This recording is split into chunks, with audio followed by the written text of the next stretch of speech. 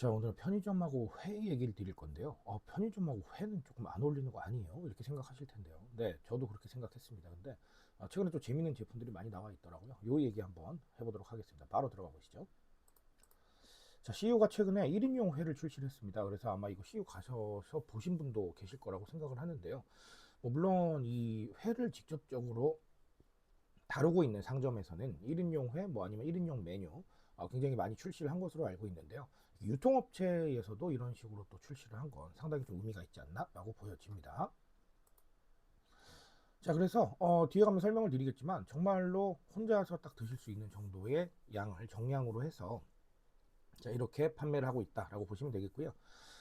편의점에서 이제는 정말 못 사는 게 없구나라는 생각을 또 한번 하게 되는 것 같습니다. 자, 그래서 연어, 뭐 광어, 과메기 이런 제품들이 나와 있어요. 네, 그리고 소포장이고요. 정가형 제품입니다. 그래서 맨날 똑같은 가격에 살 수가 있다는 거죠. 일단 지금 상태로는요.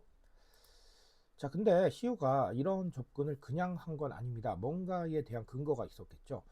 그래서 제가 한번 찾아보니까 CU 기준으로요. 안주류 매출이 최근 3년간 계속 성장을 하고 있다라는 통계가 있습니다.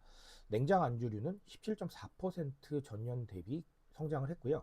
올해 기준을 좀 보면 전반적인 안주류 매출도 2025년에는 15.4% 정도 성장을 해 있다. 이런 통계가 있습니다. 자, 근데 이 통계가 2025년만 기준으로 하는 건 아니고요. 지난 통계들 좀 보니까요. 2023년, 24년 이런 통계들 좀 보니까 이 통계들이 전부 다 좀 우상향 곡선을 그리고 있다. 자, 이렇게 보시면 되겠습니다. 자, 그러니까 안주류 매출이 계속해서 오르니까 CO에서는 이거를 출시 안 할 이유가 없겠다라는 생각을 할 수 있게 되죠. 자, 그러면 편의점의 이 유통망을 좀 생각을 해봤을 때, 그럼 마트하고 다른 게 뭐냐라고 생각을 하실 텐데, 접근성이죠, 뭐. 예, 그게 가장 큰 중요한 이슈라고 생각을 합니다. 결국은 우리가 코로나 시대 때를 한번 생각을 해보세요. 편의점에 가서 뭘 찾고 편의점에 가서 사고 자 이런 문화가 굉장히 일반적으로 바뀌게 된 건 결론적으로 접근성이 좋았기 때문이에요. 멀리 못 가니까 그렇죠? 멀리 못 가니까 근처에서 살 수 있는 상점들을 찾게 되는데 그 상점 중에 나의 이 취향이나 나의 생각이나 아니면 나의 지금 현재의 니즈를 가장 빠르게 해결해 줄 수 있는 게 결국은 편의점이잖아요. 그렇죠? 자, 그러니까 편의점의 접근성이 좋기 때문에 편의점 채널이 성장할 수밖에 없었는데 자, 그렇다면 이렇게 1인용 회를 출시하면서 유통업체에서 움직이기 전에 편의점이 움직이는 건 결론적으로 이 접근성 이슈에 어느 정도 맞춰가겠다라는 의지가 보이는 거죠. 자, 그러면 이걸 소비자 입장에서 생각을 해볼 때도 결국은 그거예요. 내가 원하는 타이밍에, 내가 원하는 시점에, 내가 원하는 곳에 무언가가 존재하느냐라는 건데 제가 늘 말씀드리잖아요. 마이크로 모먼트라는 걸 생각을 하세요. 예전에는 모든 걸 사려고 할 때 철저하게 계획을 했습니다. 자, 이렇게 해서 이 가격에 여기 가서 사야지라고 계획을 했지만 지금은 마이크로 모먼트예요. 예를 들면 퇴근하시다가 그냥 랜덤으로 선곡된 노래에 하필이면 뭐 회가 나왔어요. 뭐 그렇게 가정을 한번 해볼게요. 자, 그러면 뭐야 오늘 집에 가서 회 먹을까? 자, 이렇게 되는 거잖아요. 이걸 마이크로 모먼트라고 합니다. 즉 소비를 결정하는 순간이라고 얘기를 하거든요. 과거에는 방금도 말씀드렸다시피 굉장히 여러 가지 요소들, 즉 가격, 뭐 아니면 위치, 아니면 나의 니즈 이런 것들을 생각을 하셔서 철저하게 계획을 하셨지만, 자, 지금은 마이크로 모먼트가 워낙에 큰 힘을 발휘하고 있기 때문에 결국은 내가 쉽게 찾을 수 있는 곳, 퇴근하다가 그냥 쉽게 갈 수 있는 곳, 이렇게 되는 거거든요.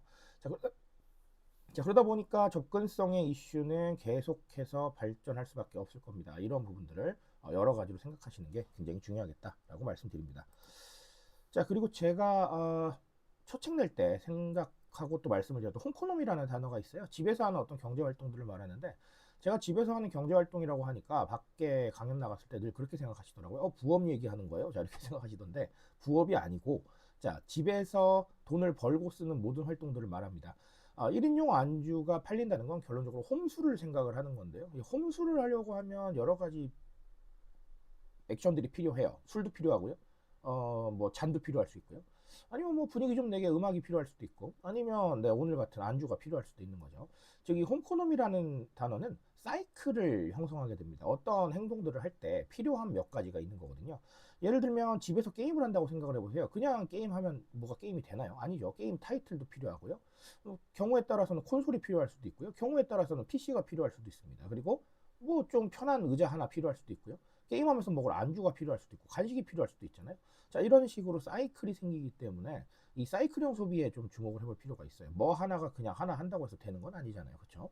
오늘 사례인 홈술도 똑같은 이슈가 아닌가라고 생각을 하고요. 예, 이런 부분들에 대해서 좀 적극적으로 생각해 보실 필요가 분명히 있겠다라고 말씀드립니다.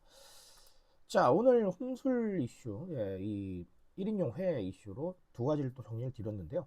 결론적으로는 이렇게 생각하시면 될 것 같아요. 어, 어느 시선으로는 이렇게 생각을 하시더라고요. 홈술을 하게 되는 건 결론적으로 건강을 위해서다. 건강을 위해서라는 단어가 뭐술 먹는데 갑자기 건강이야 이렇게 생각하실 텐데 과음을 안 하게 된다는 거죠. 그렇죠? 예, 그래서 사실 그런 부분들을 방지하기 위한 거 아니겠느냐. 자, 이렇게 해석을 하는 경우도 있는데요. 자, 이런 것처럼 트렌드에 대한 이야기는 굉장히 다양하게 해석이 가능한 겁니다. 그 해석에 대한 것들을 뭐 제가 알려드리는 것도 좋겠지만 뭐 직접 한번 해보시는 것도 아주 좋지 않을까 생각합니다. 자, 오늘 여기까지 말씀드리고요. 저는 조금 더 좋은 얘기로 돌아오도록 하겠습니다.